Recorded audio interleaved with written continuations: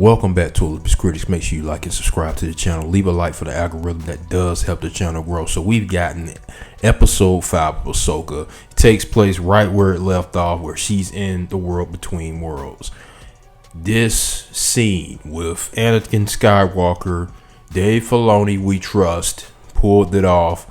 I mean, I'm a little speechless with what I saw, you know, what was going on, because we never really got to see Anakin and Hayden Christensen in live action during the Clone Wars between, we only got episode 2 and episode 3, and then you get all the rest of it was an animation in between all of that. All that was completely animation. So to see him, Hayden Christensen, in the Clone Wars was a sight to see, and seeing a young version of Ahsoka Tano and the young lady who they got to play her was spectacular. He will have to use her again if something happens where we go down a memory lane again, because she knocked that out of the park. And just seeing the Clone Wars with those two, man, that was straight out of the animation.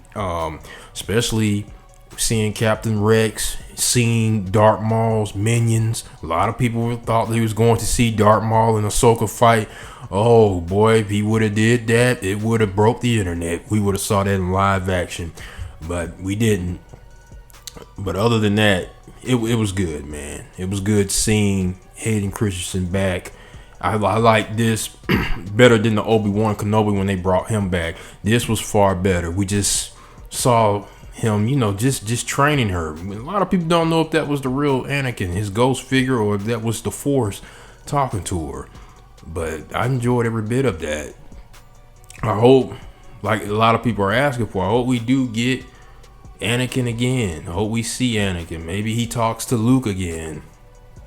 But I probably think that's not going to happen. But it makes sense on why, because a lot of people saying, well, how was she able to defeat Anakin? I don't really think that was the real Anakin.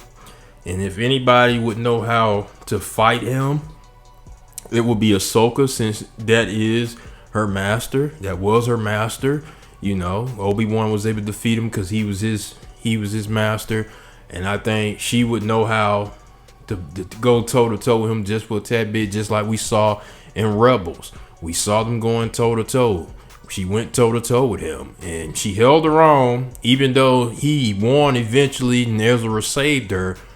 But she knew how to hold her own against him. I don't think that's nothing to be upset about with some people.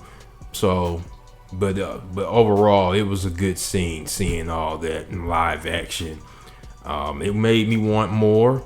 Ahsoka has definitely been the best show so far, in my opinion, on Disney Plus. Even though a lot of people probably argue with me, Mandalorian, the first 2 seasons, yeah, that was good. But even my brother, who's not a diehard Star Wars fan, this came out of his mouth. He said he likes Ahsoka more than the others. Now, I do think Andor is up there with Ahsoka. I think those two, you could probably put them right there right now as the top dogs. I mean, like I said, I made a video months ago saying they need to give the keys to Gilroy and Dave Filoni. This is what they need to do. Give it to those two.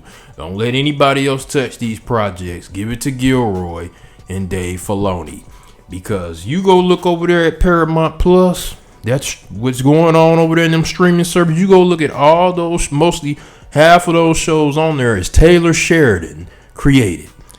And there he's knocking most of that stuff out of the park, what he's doing over there. Because Paramount ain't stupid. They know who's bringing in they viewers and all that. That's Taylor Sheridan. Kathleen Kennedy, you gonna have to, if I'm Disney, you gotta get her up out of there. You got to put them keys in Dave Filoni and Tony Gilroy's hands. You gotta do that if you're going to succeed over there. If I'm Bob Iger, if you keep trying to do these agendas and all that you're pushing and stuff, and you're worried about DeSantis and you're losing more money, it ain't working.